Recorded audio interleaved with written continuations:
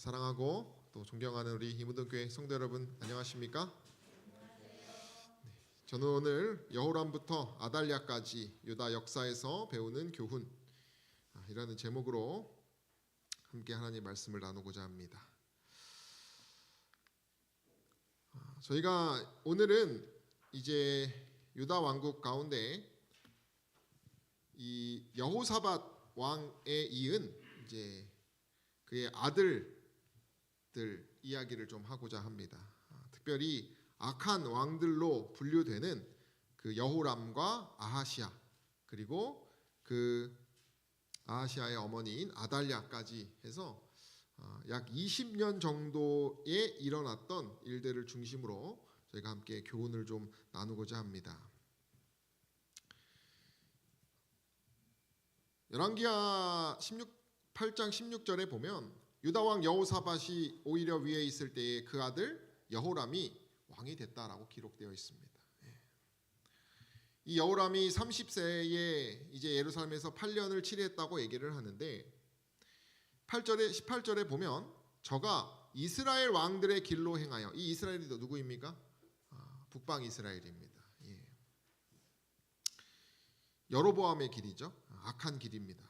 그 길로 행하여 아합의 집과 같이 하였으니 이는 아합의 딸이 그의 아내가 되었습니다. 저가 여호와 보시기에 악을 행했다라고 기록이 시작되고 있습니다.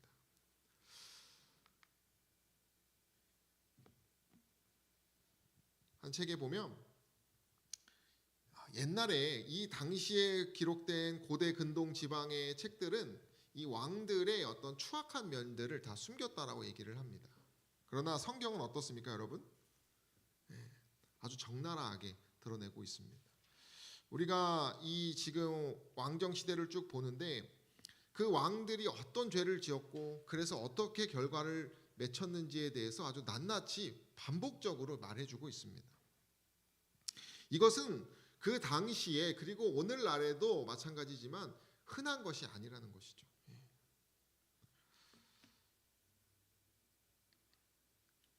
우리에게 하나님께서 주시고자 하는 교훈이 있다라고 하는 사실이죠. 우리에게는 큰 특권인 것입니다.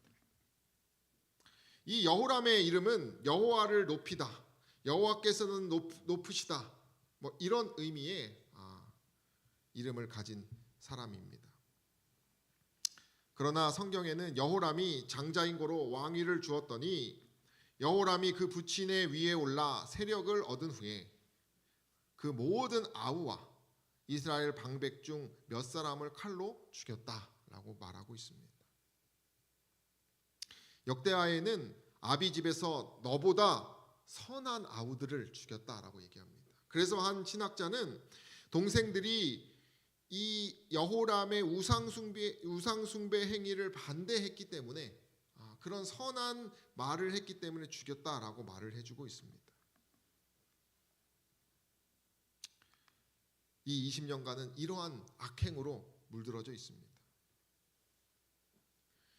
엘리야도 그의 악행에 대해서 이렇게 말합니다. 오직 이스라엘 열왕의 길로 행하여 유다와 예루살렘 거민으로 음란하듯 우상을 섬기게 하기를 아합의 집과 같이 했다 말해주고 있어요. 우리가 잘 알듯이 아합은 가장 악한 왕 중에 한 명이죠.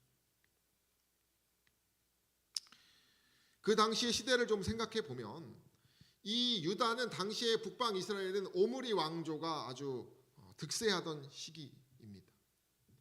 그런데 그 유다 왕은 여호람은 그 북방 이스라엘과 뭐 했어요? 동맹하고 연합을 맺었습니다. 겉으로 보기에는 남북이 화해하고 있는 그런 시대입니다. 그러나 영적으로 보았을 때는 바알 숭배의 씨앗이 뿌려지고 우상 숭배자와 멍해를 같이 하지 말라고 하신 하나님의 약속을 어기게 됩니다. 우리가 잘 알듯이 이 여호람이 누구랑 결혼을 합니까?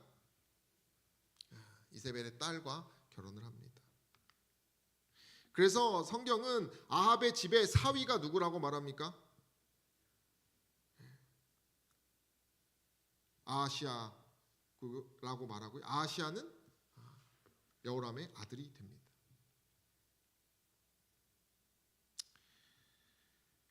여호람이 그 열조와 함께 잠에 그 아들 아하시아가 대신하여 왕이 됐다라고 얘기합니다. 그리고 아합의 아들 요람이 제12년에 유다왕 여호람의 아들 아하시아가 왕이 되니 그 모친의 이름은 아달랴라, 이스라엘 왕 오므리의 손녀더라, 이렇게 얘기합니다. 아합의 길로 들어선 이유가 무엇입니까? 그들과 그렇게 동맹을 맺고 화해를 맺고 결혼을 했기 때문이라고 말해주고 있습니다. 이 여호람의 아들 역시도 성경은 아하시아도 아합의 집 길로 행하였으니 이는 그 모친이 꾀어 악을 행하게 했다, 이렇게 말합니다. 제가 제 구도자 친구가 제가 가지고 있는 그 캠핑 이제 장비가 있어요. 그거로 이제 어머니를 좀 모시고 싶다고 해가지고 그렇게 2박 3일을 그 친구가 어머니하고 보내는데 둘째 날이 됐을 때 저한테 집에 간다는 것이에요. 그래서 왜 가냐 그랬더니 싸움이 나가지고 너무 시끄럽다는 거예요. 그래서 그 왜 무슨 싸움인가 알아보니까 아이들이 이제 캠핑장에서 뛰어놀면은 이제 부모들이 어떻게 합니까? 보통 화롯대도 있고 이러니까 조심하라고 이렇게 잘 하는데 아이들이 다른 이제 지역에 가서 남의 집 가가지고 막 떠들고 놀았던 거예요. 그래서 이제 꾸중을 한 거죠. 그 사람들 저리 가서 놀아라. 근데 그 아이들이 엄마한테 가서 일렀습니다. 그럼 이제 보통 엄마들이 오면 뭐라고 해야 됩니까? 아우 죄송합니다 해야 되는데 뭐라고 했을까요? 왜 우리 애들한테 그러냐 라고 시작한 것이에요. 그래서 이제 욕을 하면서 시끄러워졌다고 얘기를 하게 됩니다.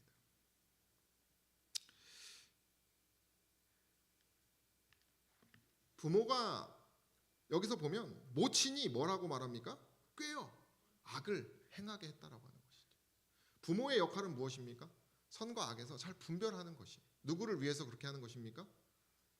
그 자식들이 잘 되기를 바라는 마음으로 하는 것이죠.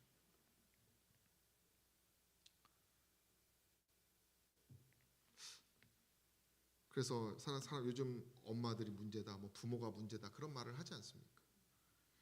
그 기가 차가지고 여러 사람들이 이렇게 막 그런 혀를 차는 그런 모습을 듣게 되었습니다. 이 아달랴의 어미 이세벨은 우리가 잘 알듯이 제가 계속 반복하듯이 그는 계시록에서도 가장 악한 여자로 말해주고 있습니다. 가나안의 종교의 음행과 나쁜 것들을 다 가지고 왔어요.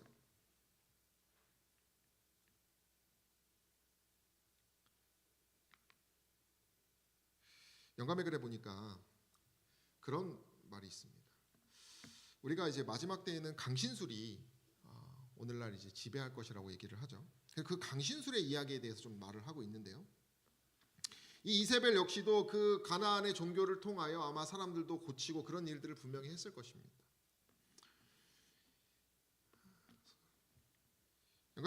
영감의 글에 보면 자녀의 병상을 보살피던 어머니는 내가 더 이상 어떻게 할 수 없구나. 우리 아이를 낫게 할 능력을 가진 의사는 없을까? 이렇게 고민을 한다는 것입니다.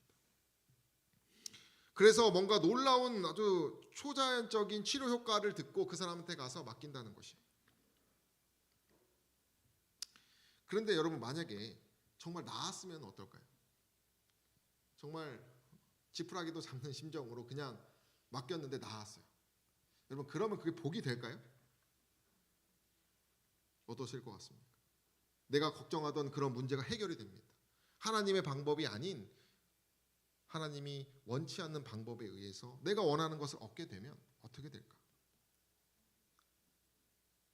아마 이 이세벨이 통치하고 그 이세벨의 딸이 그 통치하던 그런 시기에 분명히 좋았던 일들이 있었을 것입니다. 분명히 번영하던 시기였기 때문에. 영감의 글은 이렇게 얘기합니다. 사단의 사술에 빠진 자들이 큰 유익을 얻었다고 자랑할지는 모르나 맨 마지막에 뭐라고 말합니까? 그 표면상의 이득은 마침내 만회할 수 없는 손실임이 밝혀진다라고 얘기하는 것입니다. 생명이 연장되었다고 해서 무슨 이득이 있는가? 일시적으로 유익을 얻었다고 해서 좋은 점이 무엇인가? 라고 하면서 결국 이 영감의 글은 뭘 말하고 있는 것입니까? 마지막이 정말 중요하다는 걸 말해주고 있는 것이죠. 이들이 악한 길로 행한 이유는 이 마지막에 대한 생각을 뭐한 것입니까? 간과한 것이에요.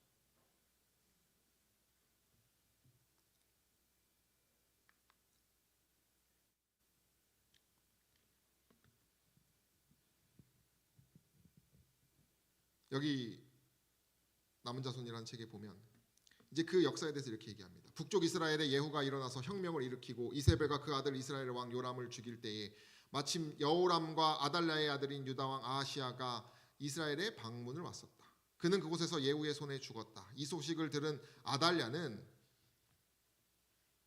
좋은 기회라고 생각하고 모든 왕자를 죽였다. 그리고 스스로 왕이 되었다. 이렇게 말합니다. 이제 여호람도 죽고 그 자식도 죽었기 때문에 이 왕후가 뭐한 것입니까? 이제 통치를 하기 시작하는 것입니다. 이 통치에 대한 기록에 대해서 화해주석은 이렇게 얘기합니다. 히브리 저자들은 그녀의 통치에 대해 상세한 내용을 남기지 않을 정도로 그녀를 경멸하였다라고 하면서 이 아달랴가 했던 일들이 무엇이냐면 여호와 경배를 없애고 바알 숭배만을 확립하고자 노력하고 성전 봉사는 끊어내고 성전 그 자체가 파손 상태에 있는, 그래서 나중에 이 요아스가 그 성전을 재건하지 않습니까? 이전 여호와 경배에 사용하던 성전의 거룩한 기명들은 바알 제사장들의 손에 넘어갔다라고 하는 것이죠. 그 이세벨의 그 어머니의 그 정신이 어디로 이어지는 것입니까? 그 가족에 점점 퍼져 나가는 것이에요. 아달랴는 아마도 그 어미 이세벨의 난폭하고 피해 굶주린 정신을 물려받은 듯하다.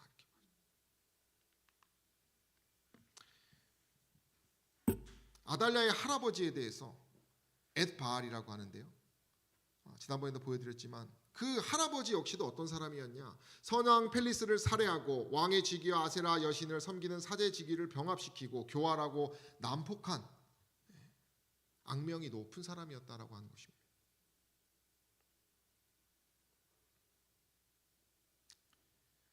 그 여호람이 잘못한 그 결혼 하나로 어떻게 되는 것입니까? 20년간 이렇게 슬픈 일들이, 그리고 그 자손들이 이렇게 저주를 받고 있는 것입니다.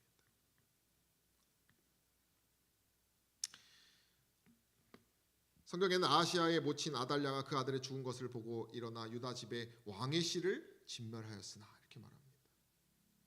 아하시아가 어쨌든 예후 왕에게 죽게 되고 분노해서 유다 집의 왕의 씨를 다 진멸하겠다고 해서 이 유다 집의 왕의 씨는 누구의 자손입니까? 나중에 그리스도의 계보고 그것이 예언된 다윗의 자손들입니다. 그러나 하나님의 은혜로 요아스 빼고는 요아스가 살아남고 나머지는 다 죽었다라고 얘기합니다.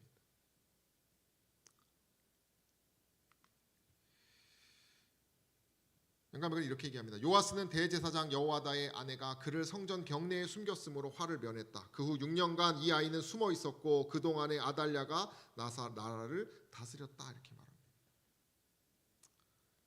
그런 이후에 이 여호야다가 이제 구테타를 일으키죠. 우리가 잘 알듯이 그게 이 장면입니다. 안식일에 많은 사람들이 다 모여 있었을 때에 그가 아달랴 몰래 아달랴를 이렇게 무시한 채로 이 요아스에게 기름을 붓는 일이 나옵니다. 그래서 열왕기하 11장 12절에는 여호와다가 왕자를 인도하여 내어 면류관을 씌우며 율법책을 주고 기름을 부어 왕을 삼음에 무리가 박수하며 왕의 만세를 불렀다 이렇게 말합니다. 이 소식을 들은 아달랴가 뛰어왔지만은 이미 늦었고 여호야다는 그를 쫓아내면서 성전 밖 처형장으로 끌어내어서 다 죽였다라고 얘기합니다. 그래서 영감의 글에는 이제 이세벨의 딸의 악한 가마가 유다 나라에서 제거되었고 바알의 제사장들은 살해되고 그들의 신당은 회파되었으므로 온 국민이 즐거워하고 성중이 평온하였다라고 말합니다. 이것이 20년 동안에 있었던 그 악이 어떻게 마무리되는지에 대한 역사입니다.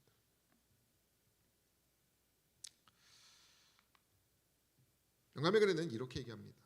이스라엘의 민족사는 이 세상 재반 조직과 제도의 지도 원리가 무엇이어야 함을 고증해 준다. 요컨대 하나님께 순종하면 번영하고 그분을 배반하고 불순종하면 패망한다는 것이 그것이 핵심이라고 하는 것이죠. 그럼 우리가 이런 악한 불순종의 역사를 통해서 배울 수 있는 교훈이 무엇일까? 두 가지인데요. 첫 번째는 물론 많은 교훈이 있습니다만은 첫 번째는 잘못된 관계로 인한 나쁜 결과라는 것입니다. 이 여호람부터 시작되어서 아달랴에 이르기까지의 그 악한 행위들은 우연에 의한 것이 아닙니다. 이세벨의 딸과 결혼했기 때문에 시작된 것이었어요.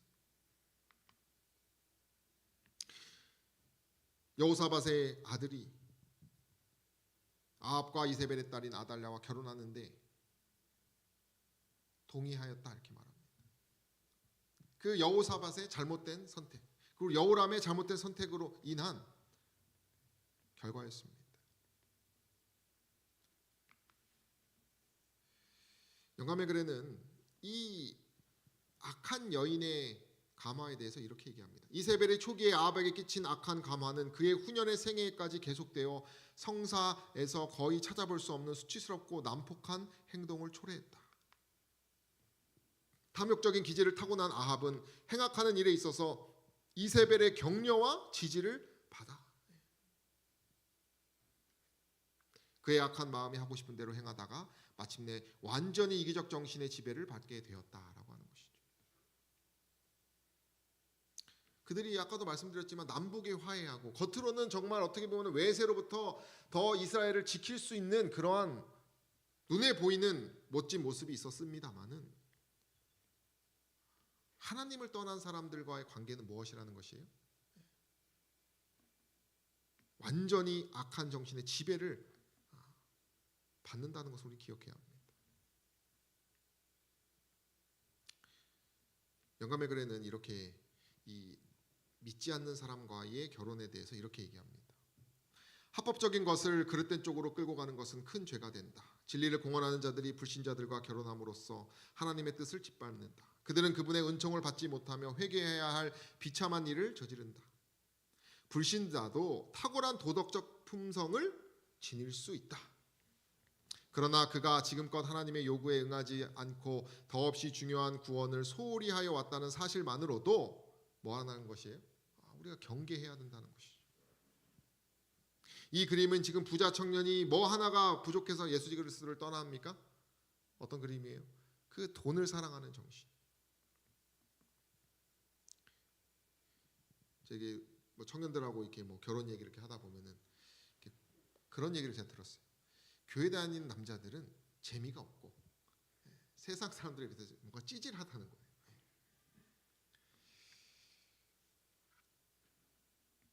뭔가 매력이 약한 것 같고. 여러분들 그렇게 생각하십니까?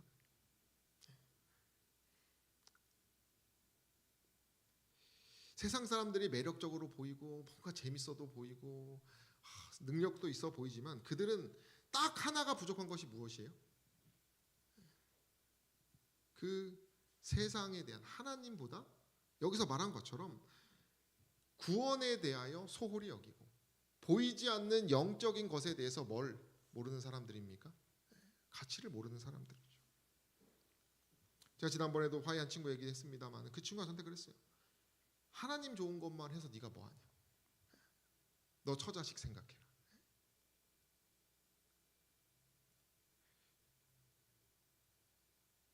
처자식 생각 안 하는 것이 하나님을 위한 것은 아니지만은 그리고 그 친구가 그렇게 말하고 저한테 보여주는 것은 무엇이냐? 자기의 높은 자리, 자기만의 사무실, 자기의 이 회사의 능력 이런 걸 저한테 쭉 그 뒤로 말하는 것이 제가 그때 느낀 것은 이 친구는 보이지 않는 것이 아니라 보이는 것에 가치를 두고 있는 친구구나라는 걸 느꼈어요.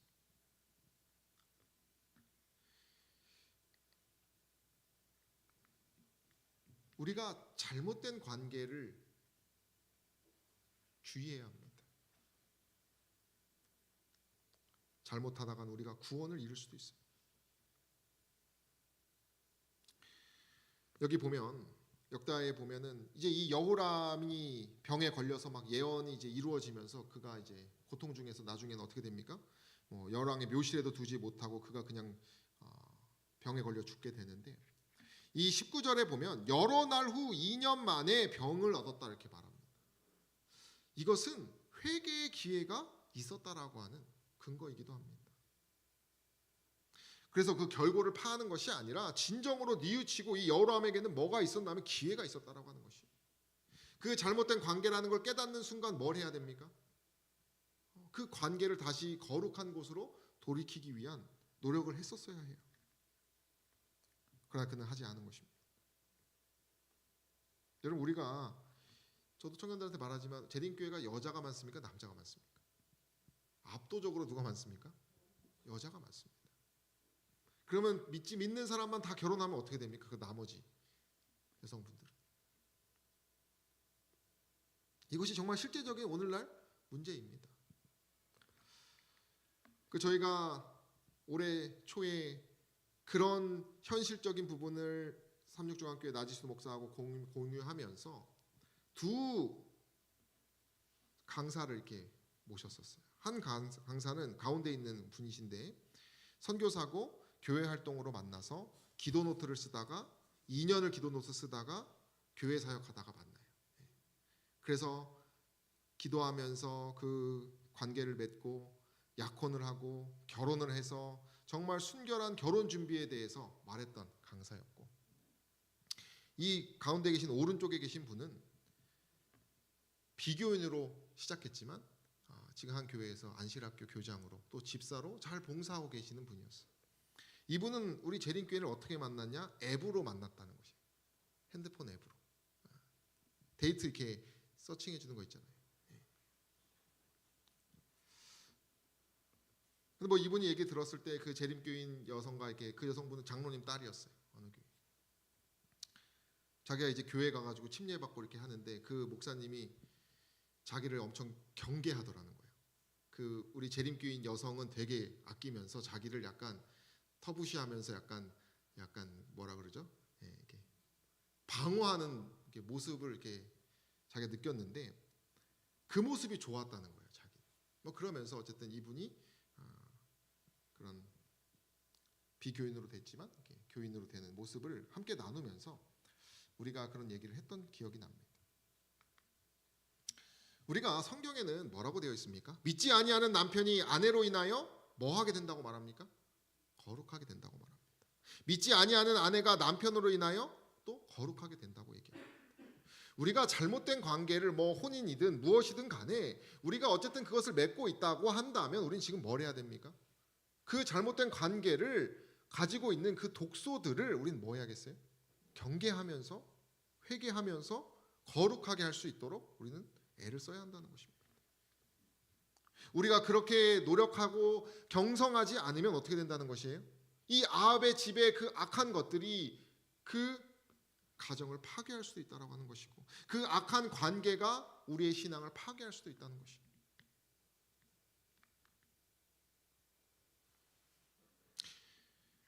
부자 선지자는 이렇게 얘기합니다. 회심하기 전에 결혼관계에 들어간 자들은 그들의 종교적 신념에 아무리 큰 차이가 있을지라도 회개로 말미암아 그의 반려자에게 충실해야 할 더욱 큰 의무를 지게 된다 이렇게 얘기해요. 그래서 사랑과 온유의 정신을 더욱더 개발해서 뭐 하라는 것이에요? 그 악한 관계에 대해서, 잘못된 관계에 대해서 뭐 하라는 것입니까? 거룩하게 만드는 것이 의무라고 얘기한다는 것이죠. 충실하게 하나님의 뜻을 모든 관계 위에 두면서 더 어떻게 보면 더 노력을 해야 한다는 것이죠.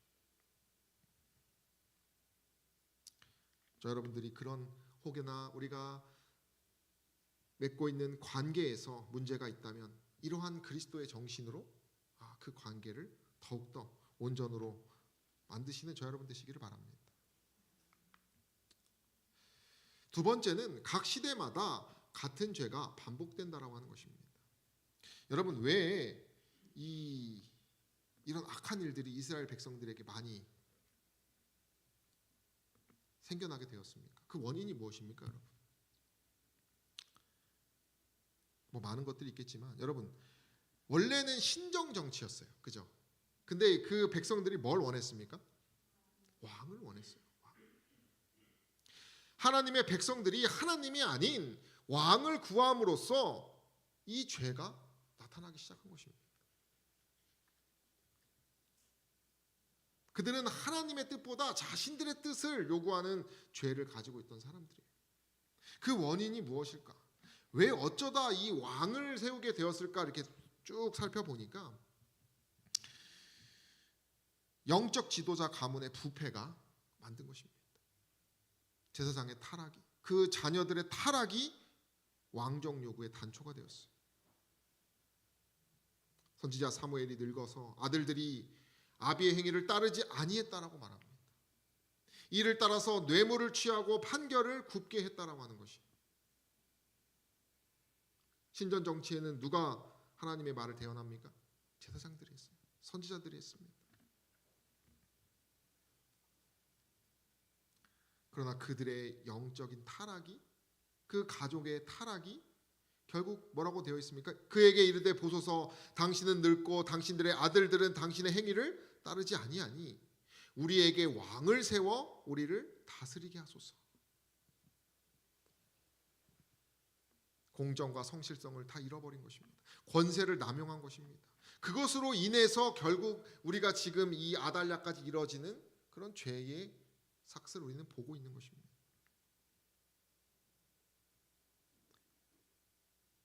이 하나님의 뜻을 저버리는 죄들. 여러분, 다윗 왕은 어떻게 됐습니까? 다윗 왕도 마찬가지입니다. 아첨과 권세와 사치의 미묘한 유혹이 다윗에게 영향을 미쳤다고 했어요. 죄라고 하는 것은, 여러분, 하와가 왜 선악과를 따먹었습니까? 오감을 자극하는 것이 죄라고 하는 것은 여러 각도로 우리의 마음을 빼앗는 것입니다. 하와의 눈에 아름답게 보였기 때문에 선악과를 따먹었어요.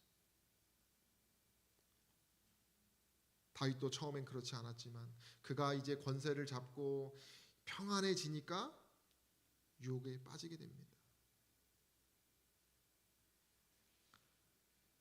부조와 선지자에 보면은 그 당시에 이 왕들은 죄의 흉악성, 그 어떤 죄 지은 것에 대해서 이렇게 다 이렇게 무시해버리는, 터부시 여기는 그런 시대였다라고 얘기합니다. 정죄하지 않았다 그랬어요. 그러한 시대적인 영향이 다윗에게도 미쳐서 죄의 흉악성에 대한 생각을 무디게 하다 보니까 그가 성적인 죄를 지었다라고 얘기합니다. 여러분, 시대마다 알아야 될 죄는 뭐냐면 이 세상과 벗대는 것입니다. 하나님이 아니라 세상과 내 마음을 완전히 교류해 나아가는 것입니다. 가늠한 여인들아, 세상과 벗된 것이 하나님과 원수됨을 알지 못하느냐? 세상과 벗이 되고자 하는 자는 스스로 하나님과 원수되는 것이니라.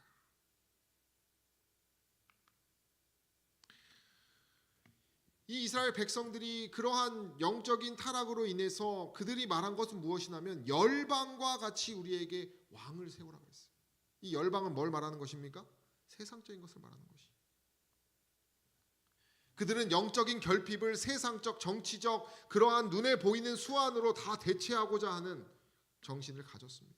이것이 바로 시대마다 나타나는 정신이에요.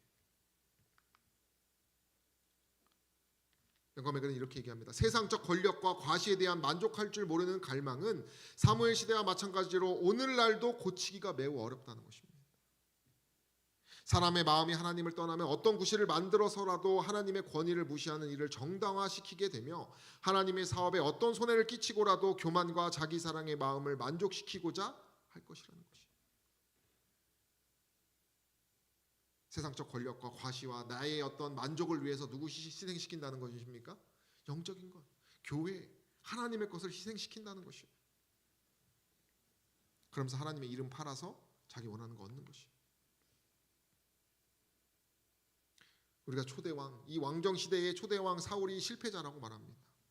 그에 대해서 이렇게 얘기합니다. 사울은 하나님께 대한 순종을 그의 1차적 관심사로 삼기를 뭐 했다고 말합니까?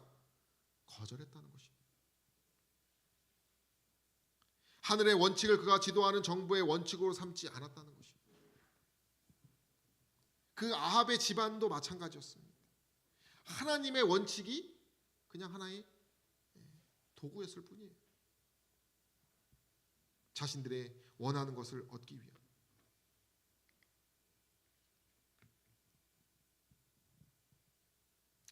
마지막 때의 모습에 대해서 가장된 의를 외투로 삼는다 이렇게 말합니다.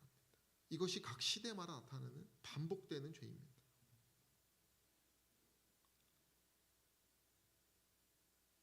거짓된 의의 옷을 가지고 야심적인 계획과 교만을 감추려고 한다. 그들은 주의 사업을 추잡스러운 부정을 감추는 겉옷으로 삼지만 이로 인하여 그의 죄의 흉악함은 몇 배나 더 커진다고 말합니까? 10배나 커진다는 것이.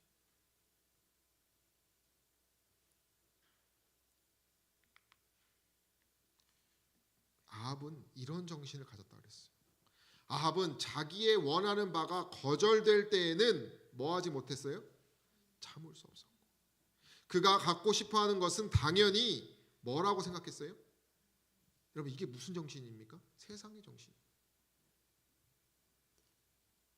자기 하고 싶은 대로 아주 이기적인 정신입니다. 이것이 제 1순위였기 때문에 눈에 보이지 않는 하나님의 원칙이나 하늘나라의 그 가치는 그냥 하나의 가십거리일 뿐이에요. 자신을 좀 고상하게 만드는 것일 뿐인, 진정으로 이 아합의 정신의 최고는 자신이었다라고 하는 사실이죠. 그런 자들에 대해서 성경은 분명히 경고합니다. 경건의 모양은 있으나 뭘 부인합니까? 경건의 능력은 부인하는 자라고 말합니다. 이것이 각 시대마다 나타나는 죄라는 사실을 기억하시기를 바랍니다. 그 여호람의 이름이 얼마나 아름답습니까? 하나님은 높이 계신다라고 하는 하나님을 찬양하는 이름이지만, 그의 겉으로는 그가 그렇게 아름답게 보였지만 그 안에는 죽은 사람의 뼈와 모든 더러운 것이 가득하다는, 외식과 불법이 가득한 상태였다는 것을 우리는 기억해야 합니다.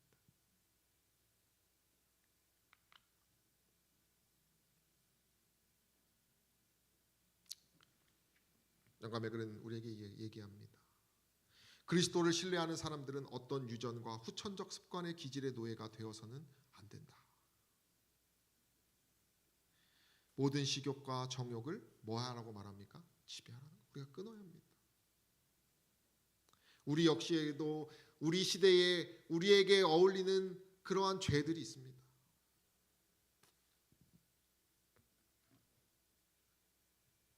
우리는 끊어내야 합니다. 하나님께서는 우리의 유한한 힘으로 악과 싸우도록 우리를 버려두지 않으셨다. 우리의 선천적 혹은 후천적 성격이 아무리 그릇되게 이루어져 있을지라도 우리는 그분께서 주시고자 마련해 주신 능력을 통하여 승리할 수 있다라고 말해주고 있어요. 어제 저희 청년 임원들과 임원들이 다 소그룹 리더인데요. 식사를 하면서 우리가 가장 지금 재밌는 것이 무엇인가 이렇게 나눠봤어요. 그리고 왜 우리가 예수님이 최고의 즐거움이 되지 못할까를 우리가 좀 서로 나누게 되었습니다. 그래서 결론적으로 우리가 말씀으로 돌아가고, 그 말씀으로 돌아갈 시간이 없다면 세상의 것을 내려놓자라고 저희가 함께 나누면서 그 하늘의 가치에 대해서 생각하는 시간을 가졌습니다. 그리고 또 우리 가운데 역사하신 하나님에 대해서 감사하기도 하였어요. 그러면서 우리가 말했던 것은 결국 우리에게는 사랑이 없기 때문에 그리스도를 통해서 얻는 사랑으로만 우리가 일할 수 있다라고 우리가 함께 이야기를 나누었습니다. 우리가 각 시대마다 나타나는 죄는 어떻게 끊을 수 있습니까, 여러분? 우리가 끊을 수 있습니까? 끊을 수 없습니다.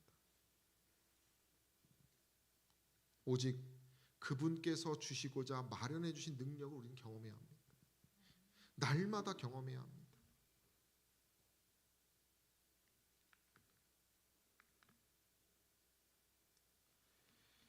각시대 대쟁투는 그 마지막 때에 대해서 이렇게 얘기합니다. 만일 그들이 하늘로부터 온 그 기별을 받아들이고 하나님 앞에서 그들의 마음을 겸비하게 하고 진정으로 하나님 효에 설 수 있도록 준비하였을 것 같으면 그렇게 정말 우리가 마음 다해서 그리스도를 통한 능력으로 준비되어 있다면 어떻게 된다고 말합니까?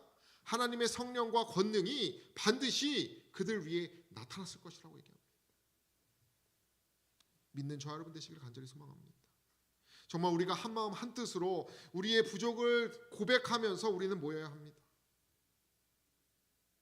한 마음과 한 뜻이 되어 담대히 하나님의 말씀을 전할 때 구주께서 구원받는 사람을 날마다 더하게 하셨던 당시의 연합과 믿음과 사랑의 복된 상태에 다시 한번 도달하였을 것이다 라고 말하고 있어요. 뭐 하면요 여러분? 우리가 하나님께서 오시는 그 기별을 받아들이는, 정말 받아들이는 것입니다. 내가 정말 그 능력 아니고서는 절대 아무것도 하지 않겠다라고 전적으로 나를 하나님께 맡기는 것이 받아들이는 것이에요. 정말 생명의 양식으로 날마다 우리가 애써서 하나님의 것을 먹는 것, 그것이 아니고서 내가 하는 모든 것들에 대해서 주의를 기울이고 겸손하게 바라보는 것이 우리에게 진정으로 이 각 시대마다 나타나는 죄를 끊을 수 있는 방법임을 기억하시게 되기를 간절히 소망합니다. 다시 정리하면 첫 번째 교훈은 무엇입니까? 잘못된 관계로 인한 나쁜 결과, 이 모든 것들을 여러분들이 다시 거룩하게 만드시게 되기를 바랍니다. 두 번째는 계획의 결과는, 죄는 뭐마다 반복된다고요? 각 시대마다 반복된다는 것을 기억하시기를 바랍니다. 그래서 우리의 죄를 이 과거의 그 왕들의 죄의 교훈을 통해서 기억하셔서 승리하시게 되기를 소망합니다. 제가 오늘 말씀을 아침에 묵상하면서 이 말씀이 너무 좋아서 가지고 왔습니다. 우리가 결국은 이렇게 될 것이라서 믿습니다. 우리 함께 읽어볼까요? 그러나, 시작. 그러나 이 모든 일에 우리를 사랑하시는 이로 말미암아 우리가 넉넉히 이기느니라. 날마다의 싸움에서 승리하시는 저 여러분 되시기를 간절히 소망합니다. 특별히 오늘 나누는 이 교훈을 우리가 여러분들의 삶에 적용하셔서 우리가 그냥 이기는 것이 아니라 뭐라고 이긴다고요? 어떻게? 넉넉히. 정말 그 시냇가에 심긴 나무처럼 우리가 이기고도 남는, 남아서 누구를 거저줄 정도로 마음의 풍요와 번영이 넘치는 승리를 저 여러분들이 경험하시고 그렇게 될 것이라 믿고 싸우시는 저 여러분 되시기를 간절히 바라며 말씀을 마치겠습니다.